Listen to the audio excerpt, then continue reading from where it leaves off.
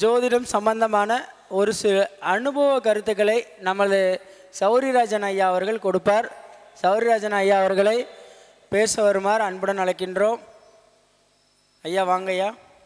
ஸ்ரீராமஜெயம், ஸ்ரீராமஜெயம், ஸ்ரீராமஜெயம். பெற்ற தாய் தன்னை மக மறந்தாலும், பிள்ளையை பெறும் தாய் மறந்தாலும், உற்ற தேகத்தை உயிர் மறந்தாலும், உயிரை மேவிய உடல் மறந்தாலும், கற்ற நெஞ்சகம் கலை மறந்தாலும், கண்கள் நின்று இமைப்பது மறந்தாலும், நற்றவத்தவர் உள்ளிருந்து ஓங்கும் நமச்சிவாயத்தை நான் மறவேன். தடித்த ஓர் மகனை தந்தை என்று அடித்தால் தாய் உடன் அணைப்பள், தாய் அடித்தால் பிடித்தொரு தந்தை அணைப்பன். இங்கு எனக்கு பேசிய தந்தையும் தாயும் பொடித்திருமேனி அம்பலத்து ஆடும் புனித நீ ஆதலார் என்னை அடித்தது போதும், அணைத்திடல் வேண்டும் அம்மையப்பா இனி ஆற்றேன். மரியாதைக்குரிய ஸ்ரீ செந்தூரான் ஜோதிட அறக்கட்டளை நடத்தும் ஸ்ரீ செந்தூரான் தாந்திரிக பயிற்சி மையம் 7வது மாதாந்திர ஜோதிட கருத்தரங்கம் இனிதே நடைபெற்று கொண்டிருக்கின்றது. இந்த நிகழ்விற்கு பல்வேறு ஜோதிட விற்பனர்கள் வருகை தந்து தங்களுடைய இனிய ஜோதிட கருத்துக்களை எல்லாம் இந்த மகாசபையிலே பதிவு செய்து கொண்டிருக்கின்றார்கள்.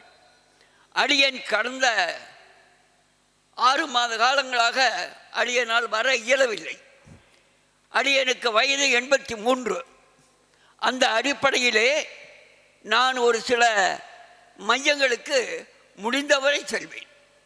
ஆகையினாலே மரியாதைக்குரிய இந்த செந்தூரான் ஸ்ரீ செந்தூரான் அறக்கட்டளையினுடைய நிறுவனர் மரியாதைக்குரிய பிரகாஷம் ஐயா அவர்கள் அடியேனை மறக்காமல் இந்த முறை நீங்கள் வர வேண்டும், வந்து எங்களை வாழ்த்த வேண்டும் என்று வேண்டுகோள் விடுத்ததனுடைய அடிப்படையிலே அடியேன் இப்பொழுது இங்கே வந்திருக்கின்றேன்.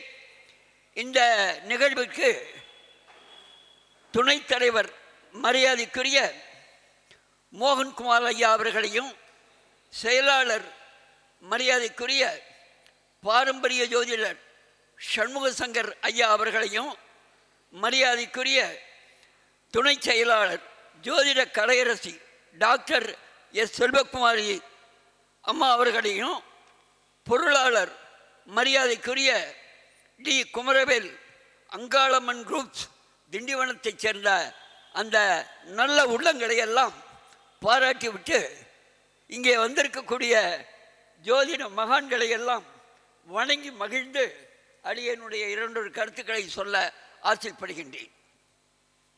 ஜோதிடத்திலே எத்தனையோ முறைகள் ஜோதிடத்திலே இந்த ஜோதிட உலகிலே பரவிக்கொண்டிருக்கின்றது. அடியன் பேச இருப்பது மரபணு ஜோதிடம் என்று சொல்லக்கூடிய டிஎன்ஏ என்று சொல்லக்கூடிய மரபணு ஜோதிடத்திலே 2 கருத்துக்களை சொல்லுவதற்கு முன்னால் அடியன் இந்த ஜோதிட உலகிலே அறிமுகப்படுத்திய சத்தியமங்கலம் சூட்சம ஜோதிடர் மரியாதைக்குரிய அமரத்துவம் அடைந்த உத்தமர் மரியாதைக்குரிய பட்டாபிராமன் ஐயா அவர்களுடைய திருப்பாதங்களை இந்த சபையிலே வணங்கி மகிழ்கின்றேன். அதே நேரத்திலே இந்த டிஎன்ஏ என்று சொல்லக்கூடிய மரபணு ஜோதிடத்தை அடியன் எடுத்து கையாள்வதற்கு அடியனுக்கு ஒரு வழிகாட்டியாக வழங்கி கொண்டிருக்கக்கூடிய சென்னையைச் சேர்ந்த மரியாதைக்குரிய விஷால் லோகேஸ்வரன் என்று சொல்லக்கூடிய மரபணு ஜோதிட ஆய்வாளர் அவர்களையும் வணங்கி கொண்டு உங்கள் அனைவரையும் வணங்கி மகிழ்ந்து அடியனுடைய 2 கருத்துக்களை உங்கள் முன் சமர்ப்பிக்க ஆசைப்படுகின்றேன். நட்சத்திரம் 27, அஸ்வினி தொடங்கி ரேவதி முடிய உள்ள 27 நட்சத்திரங்கள். இந்த 27 நட்சத்திரங்களையும் மரபணு ஜோதிடத்திலே 8 வகை கர்மாக்களுக்கு பகுத்து கொடுத்திருக்கின்றார்கள். முதலிலே சூரியனுடைய கர்மப்பதிவு, அடுத்து சந்திரனுடைய கர்மப்பதிவு, அடுத்து செவ்வாயினுடைய கர்மப்பதிவு, அடுத்து புதனுடைய கர்மப்பதிவு, அடுத்தது வியாழனுடைய கர்மப்பதிவு, அடுத்தது சுக்கிரனுடைய கர்மப்பதிவு, சனி பகவானுடைய கர்மப்பதிவு, ராகு பகவானுடைய கர்மப்பதிவு. ஆக மொத்தம் 8 வகை கர்மப்பதிவுகள் இந்த மரபணு ஜோதிடத்திலே பேசப்படுகின்றன. சூரியனுடைய கர்மப்பதிவிற்கு 4 நட்சத்திரங்களை சொல்லுகிறார்கள். நான் பல மேடைகளிலே இந்த நட்சத்திரத்தை தொகுத்து சொல்லும் பொழுது, ஐயா நீங்கள் சொன்னதையே திரும்ப திரும்ப சொல்லிக் கொண்டிருக்கின்றீர்கள் என்று என்னை வசைபாடுகிறார்கள். பாடுவோர் பாடட்டும், போற்றுவோர் போற்றட்டும், புளிவாரி தூற்றுவோர் தூற்றட்டும், போகட்டும் கண்ணனுக்கு என்று சொன்னதைப் போல திரும்ப திரும்ப நட்சத்திரத்தை உச்சரித்தாலும் அந்த நட்சத்திரத்தினுடைய பெயரைத்தானே சொல்லுகின்றேன். ஆகையினாலே சூரியனுடைய கர்மப்பதிவை ஒரு 4 நட்சத்திரம்: அஸ்வினி, ஆயில்யம், அனுஷம், பூரட்டாதி. அஸ்வினி, ஆயில்யம், அனுஷம், பூரட்டாதி என்று சொல்லக்கூடிய இந்த 4 நட்சத்திரங்களும் சூரியனுடைய கர்மப்பதிவை கொடுக்கக்கூடிய நட்சத்திரங்கள். பரணி, மகம், கேட்டை, உத்திரட்டாதி. பரணி, மகம், கேட்டை, உத்திரட்டாதி என்று சொல்லக்கூடிய இந்த 4 நட்சத்திரங்களும் சந்திரனுடைய கர்மப்பதிவை கொடுக்கக்கூடிய நட்சத்திரங்கள். கிருத்திகை, பூரம், மூலம், ரேவதி. கிருத்திகை, பூரம், மூலம், ரேவதி என்று சொல்லக்கூடிய இந்த 4 நட்சத்திரங்களும் செவ்வாயினுடைய கர்மப்பதிவை கொடுக்கக்கூடிய நட்சத்திரங்கள். ரோகிணி, உத்திரம், பூராடம். ரோகிணி, உத்திரம், பூராடம் என்று சொல்லக்கூடிய இந்த 3 நட்சத்திரங்களும் புதனுடைய கர்மப்பதிவை கொடுக்கக்கூடிய நட்சத்திரங்கள். மிருகசீரிஷம், ஹஸ்தம், உத்திராடம். மிருகசீரிஷம், ஹஸ்தம், உத்திராடம் என்று சொல்லக்கூடிய இந்த 3 நட்சத்திரங்களும் குருவினுடைய கர்மப்பதிவை கொடுக்கக்கூடிய மிருகசீரிஷம், ஹஸ்தம், உத்திராடம் குருவினுடைய கர்மப்பதிவை கொடுக்கக்கூடிய நட்சத்திரங்கள். திருவாதிரை, சித்திரை, திருவோணம். திருவாதிரை, சித்திரை, திருவோணம் இந்த 3 நட்சத்திரங்களும் சுக்கிரனுடைய கர்மப்பதிவை கொடுக்கக்கூடிய நட்சத்திரங்கள். புனர்பூசம், சுவாதி, அவிட்டம். புனர்பூசம், சுவாதி, அவிட்டம் என்று சொல்லக்கூடிய இந்த 3 நட்சத்திரங்களும் சனியினுடைய கர்மப்பதிவை கொடுக்கக்கூடிய நட்சத்திரங்கள். பூசம், விசாகம், சதயம். பூசம், விசாகம், சதயம் என்று சொல்லக்கூடிய இந்த 3 நட்சத்திரங்களும் ராகு பகவானுடைய கர்மப்பதிவை கொடுக்கக்கூடிய நட்சத்திரங்களாக சொல்லப்பட்டிருக்கின்றது.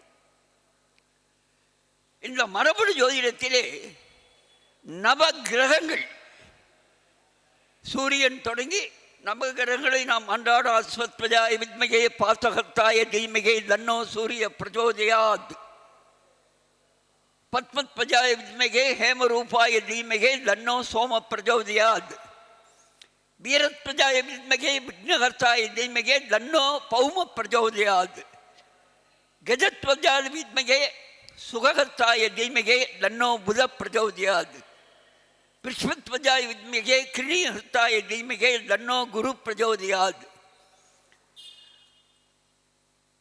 அஸ்வத்வஜாய வித்மகே தனுர்ஹர்த்தாய தீமகே தன்னோ சுக்ர பிரச்சோதயாத், காகத்வஜாய வித்மகே கட்கஹர்த்தாய தீமகே தன்னோ மந்த பிரச்சோதயாத். நவகிரகங்களுக்குண்டான மந்திரங்களை சொல்லுவோம்.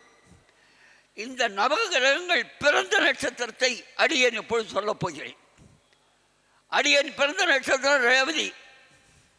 ஒவ்வொருவரும் ஜனனமாக நேரத்திலே ஒரு நட்சத்திரத்திலே ஜனித்திருப்போம். அப்போ அது அவர்களுக்கு உரிய நட்சத்திரம்.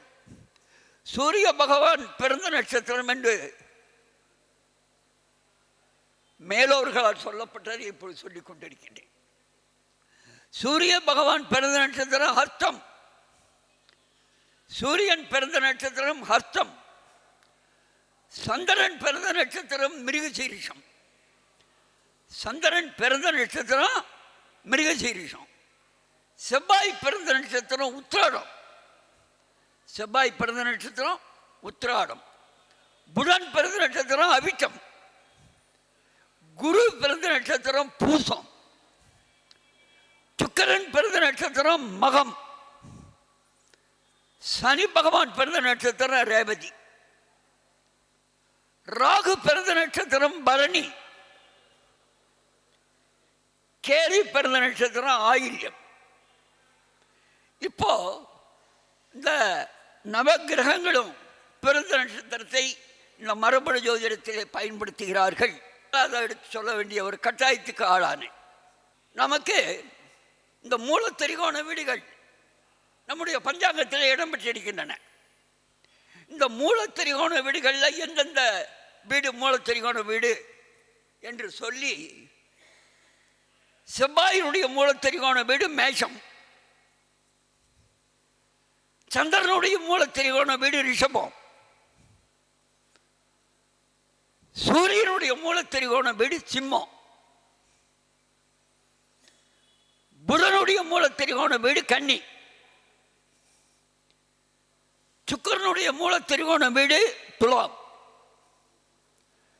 குருவினுடைய மூலத்திரிகோண வீடு தனுசு. சனியினுடைய மூலத்திரிகோண வீடு கும்பம். நம்முடைய பஞ்சாங்கத்தில் இடம்பெற்றிருக்கக்கூடிய கிரகங்கள். இதோடு இதை எதற்காக சொல்கிறேன் என்று சொன்னால், இந்த ராசி கட்டத்தில் இருக்கக்கூடிய 12 கட்டங்களும் ஒவ்வொரு கர்ம பதிவை கொடுக்கக்கூடியதாக அமைகிறது. இப்போ உதாரணமாக செவ்வாயினுடைய மூலத்திரிகோண வீடு மேஷம்னு சொன்னோம். அந்த மேஷம் குருவினுடைய கர்ம பதிவை கொடுக்கக்கூடிய வீடு. ஏனென்று சொன்னால், செவ்வாய் பிறந்த நட்சத்திரம் உத்திராடம். உத்திராடம் வழங்கக்கூடியது குருவினுடைய கர்ம பதிவு. ஆகையினாலே மேஷமானது குருவினுடைய கர்ம பதிவை கொண்ட வீடு. அதே நேரத்தில் ரிஷபம். ரிஷபம் யாருடைய மூலத்திரிகோண வீடுன்னு சொன்னீங்கன்னா, சந்திரனுடைய மூலத்திரிகோண வீடு. அந்த சந்திரன் பிறந்த நட்சத்திரம் மிருகசீரிஷம். அந்த மிருகசீரிஷம்ங்கிற காரணத்தினாலே அதுவும் குருவினுடைய கர்ம பதிவை கொடுக்கக்கூடிய அமைப்பு. அப்போ ரிஷபமும் குருவினுடைய கர்ம பதிவை கொண்ட வீடு. இப்போ சிம்மத்துக்கு சொல்ல போகிறோம். சிம்மத்தில் சூரியனுடைய மூலத்திரிகோணம். சூரியன் பிறந்தது இன்றைய நட்சத்திரம் அர்த்தம். நினைவுபடுத்திக்கணும் இல்லைங்களா? அதுக்காக சொன்னேன். சூரியன் பிறந்தது அர்த்தம், இன்றைக்கு அர்த்தம். அதனாலே சூரியனும் குருவினுடைய கர்ம பதிவை கொடுக்கக்கூடிய அமைப்பு. அப்போ சிம்மமும் குருவினுடைய கர்ம பதிவை கொடுக்கக்கூடிய கன்னி. இந்த கன்னி புதனுடைய மூலத்திரிகோண வீடு. புதன் பிறந்த நட்சத்திரம் அவிட்டம். புதன் பிறந்த நட்சத்திரம் அவிட்டம். அவிட்டம் கொடுக்கக்கூடிய கர்ம பதிவு சனியினுடைய கர்ம பதிவை கொடுக்கக்கூடிய. ஆகையினாலே கன்னியானது சனியினுடைய கர்ம பதிவை கொடுக்கக்கூடியது. இந்த இடத்துல ஒரு சின்ன ஒரு விஷயத்தை சொல்ல போகிறேன். இந்த மூலத்திரிகோண வீட்டில் ராகுக்கு மூலத்திரிகோண வீடு கன்னி. ராகுவின் மூலத்திரிகோண வீடு கன்னி. ராகு பிறந்த நட்சத்திரம் பரணி. பரணி என்ற காரணத்தினால் சந்திரனுடைய கர்ம பதிவை அது கொண்டு விளங்குகிறது.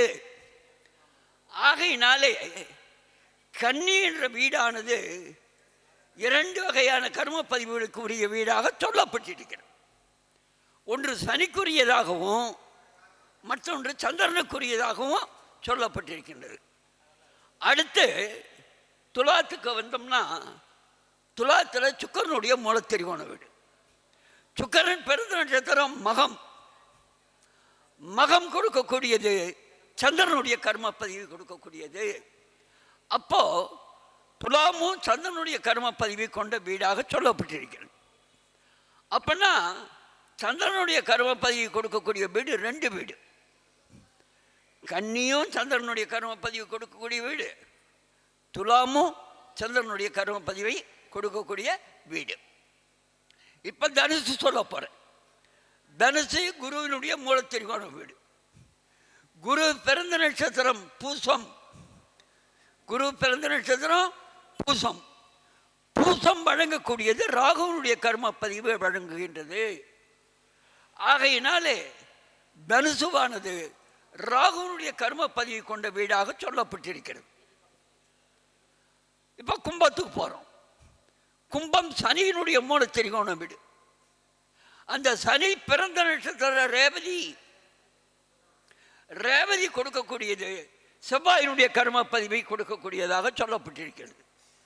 ஆக கும்பமானது செவ்வாயினுடைய கர்ம பதிவை கொடுக்கக்கூடிய வீடு.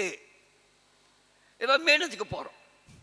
அந்த மீனத்தில் நம்ம கேதுவை ராகுவை கன்னியிலே மூலத்திரிகோண வீடுன்னு நினைவுபடுத்தணும். நினச்சி பாருங்க, ராகுக்கு கன்னியில் 2 கிரகத்துக்கான மூலத்திரிகோண வீடு. சனியினுடைய மூலத்திரிகோண வீடும் கன்னி, சந்திரனுடைய மூலத்திரிகோண வீடும் கன்னின்னு சொன்னோம். இப்போ கேது கன்னியில் இருந்துன்னா அதற்கு நேர் 180 டிகிரியில் தானே ராகு சொன்னால் கன்னி இருந்ததுன்னா 180 டிகிரியில் தானே கேது இருக்கும். அப்போ கேதுனுடைய மூலத்திரிகோண வீடு மீனம். அப்போ கேது பிறந்த நட்சத்திரம். கேது பிறந்த நட்சத்திரம் ஆயில்யம். ஆயில்யம் கொடுக்கக்கூடியது சூரியனுடைய கர்ம பதிவை கொடுக்கக்கூடியது. ஆகையினாலே இப்போ நான் சொன்னதெல்லாம் மீண்டும் ஒரு முறை நினைவுபடுத்துகிறேன்.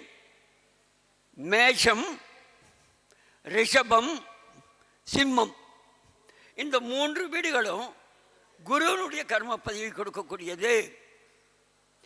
கன்னி சனியினுடைய கர்ம பதிவை கொடுக்கக்கூடியது. சந்திரன் 2 வீட்டிற்கு கர்ம பதிவை கொண்டது, கன்னியும் துலாமும்.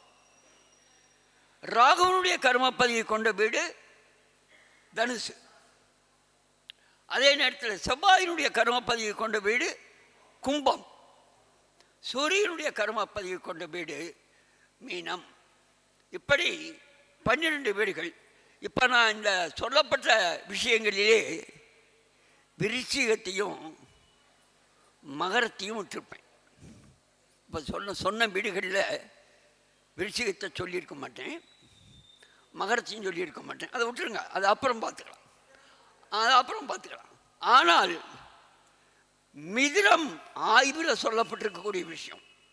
இப்போ மகானுபாவர்கள்லாம் நிறைய பேர் ஆய்வு செஞ்சிட்ருக்காங்க. அந்த ஆய்வினுடைய அடிப்படையிலே சில விஷயங்கள் சொல்லப்படுகின்றன. நான் உங்கள் மாதிரி உங்கள் பேச்செல்லாம் அப்படியே இந்த யூடியூப்பில் வர்றதை அப்படியே கவனிப்பேன். கவனித்து அடியனுக்கு எதை உள்வாங்கக்கூடிய சக்தி இருக்கோ அதை மட்டும் உள்வாங்குவேன். உள்வாங்கினத்தை உங்களுக்கு சொல்லிகிட்டு இருக்கேன், அவ்வளோதான். அப்படி பார்க்கும் பொழுது இப்போ நான் என்ன சொல்ல போகிறேன்னு கேட்டிங்கன்னா, ஒரு குழந்தை, நான் ஏற்கனவே பேசியிருக்கேன், இப்போ நட்சத்திரத்தை மாற்றுறேன். ஒரு குழந்தை அஸ்வினி நட்சத்திரத்தில் பிறந்திருக்கு. அந்த குழந்தையினுடைய தந்தை என்ன மரபணு தொடர்பை பெற்றிருப்பார்? ஒரு குழந்தையினுடைய நட்சத்திரம் அஸ்வினி.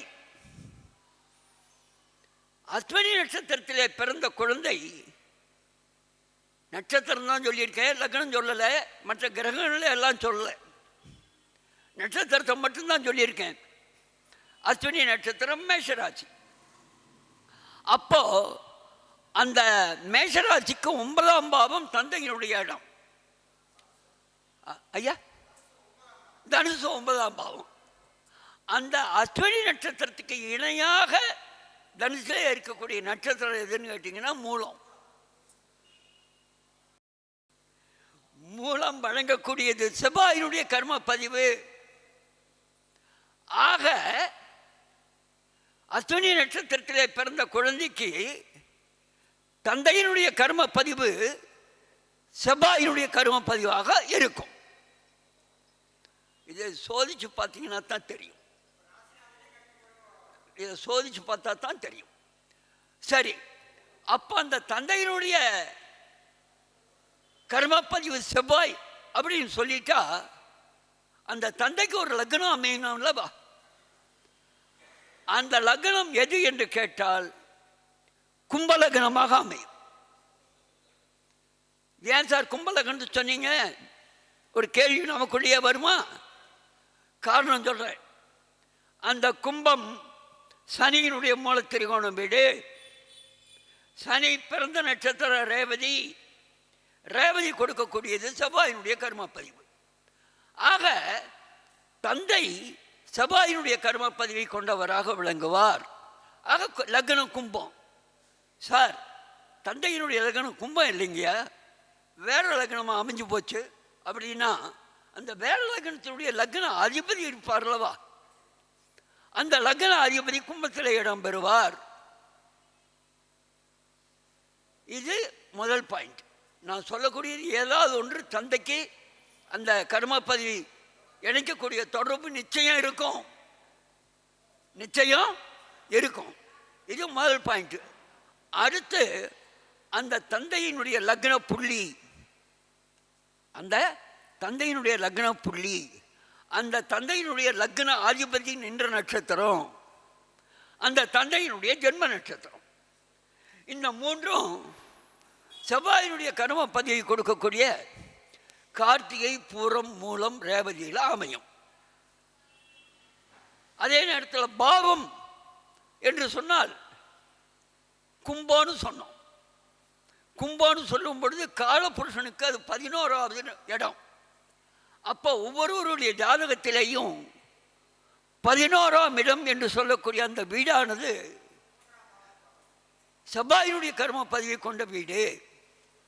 அப்போ தந்தை என்னுடைய லக்னத்தோடு இந்த 11ஆம் பாவம் 11ஆம் பாவாதிபதி தொடர்பு கொள்வார். பார்த்தா தானே தெரியும். இதெல்லாம் ஒரு சோதிக்கக்கூடிய அமைப்பில் இதை நாம் சரிபார்ப்பதற்காக சொல்லப்பட்டிருக்கிறது. திருமணம் பற்றி 2 வார்த்தைங்கயா. திருமணம் என்று சொன்னால் 10 விதமான பொருத்தங்களை பார்க்கின்றோம். தினம், கணம், யோனி, ராசி, ரஜ்ஜு, ராசி அதிபதி, ஸ்ரீ, தீர்க்கம், வசியம், பேதை என்றெல்லாம் சொல்லி 10 வகை பொருத்தங்களை பார்க்கின்றோம். கட்ட பொருத்தம் என்று சொல்லி கிரகங்களை எல்லாம் இணைத்து பார்க்கின்றோம். பார்க்கணும், அது பொருத்தம் பார்ப்பது. இந்த பொருத்தம் பார்த்தும் சில பேருக்கு மனவேளையிலே அமரக்கூடிய பாக்கியம் இல்லாமல் போயிடும். பொருத்தம்தான் பார்த்துருப்போம், ஆனால் அந்த பொருத்தம் பார்த்தாலும் கூட மனமேடையில் அமரக்கூடிய பாக்கியம் கிடைக்கணும் இல்லவா, அது சில நேரத்தில் கிடைக்காமல் போய்விடும். அதற்காக மரபணு ஜோதிடத்திலே கொடுப்பினையை பார்க்க வேண்டும் என்ற ஒரு செய்தி சொல்லப்பட்டிருக்கிறது. கொடுப்பினையை அறிவது ஒரு பெண்ணுடைய நட்சத்திரம், ஒரு பொண்ணுக்கு என்ன கொடுப்பினை உள்ள கணவன் அமைவார் அப்படிங்கிறத மரியாதைக்குரிய இந்த சபையிலே இருக்கக்கூடியவர்கள், இந்த மகானுபாவர்களில் யாராவது ஒரு நட்சத்திரத்தை சொன்னால் ஒரு பெண்ணினுடைய நட்சத்திரமாக பாவித்து அதுக்கு கொடுப்பினை எப்படி இருக்குங்கிறத 2 வார்த்தையில் சொல்லலான்னு நினைக்கிறேன். சுவாதி யாருங்கயா? ஸ்ரீராமதேவ் சுவாதி நட்சத்திரத்தை சொல்லி இருக்கிறார். ஒரு பெண்ணினுடைய நட்சத்திரம் துளாராசியிலே இருக்கக்கூடிய சுவாதி நட்சத்திரத்தை சொல்லி இருக்கிறார். அந்த துளாராசியிலே இருக்கக்கூடிய 9 பாதங்கள், அந்த 9 பாதங்களிலே சித்திரை 3ஆம் பாதம், சித்திரை 4ஆம் பாதம், சுவாதியில் 4 பாதம், விசாகம் 1ஆம் பாதம், 2ஆம் பாதம், 3ஆம் பாதம், 9 பாதங்கள் அந்த துளாராசியிலே இடம்பெற்றிருக்கின்றன. அப்போ சுவாதி என்று சொன்னால் அது எந்த பாதத்திலே தொடங்குகிறதுன்னு சொன்னால் 3ஆவது பாதத்தில் தொடங்கும். சரிங்களா? அந்த 3ஆவது பாதத்தில் துளாராசிகள் தொடங்கும்.